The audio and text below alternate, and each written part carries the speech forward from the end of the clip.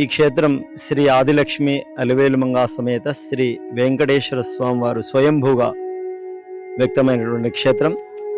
ఇది రంగారెడ్డి జిల్లా మహేశ్వరం మండలం తుగుడ మున్సిపాలిటీ మంకాల్ శ్రీనగర్ గ్రామ చేరువలో అఖిలాండ కోటి బ్రహ్మాండ నాయకుడైనటువంటి శ్రీ ఆదిలక్ష్మి అలివేలుమంగా సమేత వెంకటేశ్వర స్వామి గుహాంతరాలలో వేంచేసినటువంటి ఒక గొప్ప క్షేత్రం.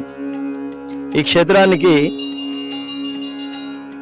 6 తరాల నుంచి నా పేరు శేషం జగన్నాథాచార్యులు గారు, అలాగే మా పెద్దలు శేషం శ్రీనివాసాచార్యుల గారు, శేషం ప్రసన్న రాఘవాచార్యుల గారు, శేషం మధుసూదనాచార్యుల గారు, శేషం వెంకటాచార్యుల గారు, అలాగే శేషం సింహాచారి అంటే శ్రీనివాసాచార్య గారు ఈ యొక్క ఆలయ నిర్వహణను దాదాపు 6-7 తరాల నుంచి మేము నిర్వహిస్తున్నాం. ఈ ఆలయంలో ప్రతి కార్యక్రమం కూడా అంగరంగ వైభవంగా భక్తుల జన సందోహం మధ్య జరుగుతుంది.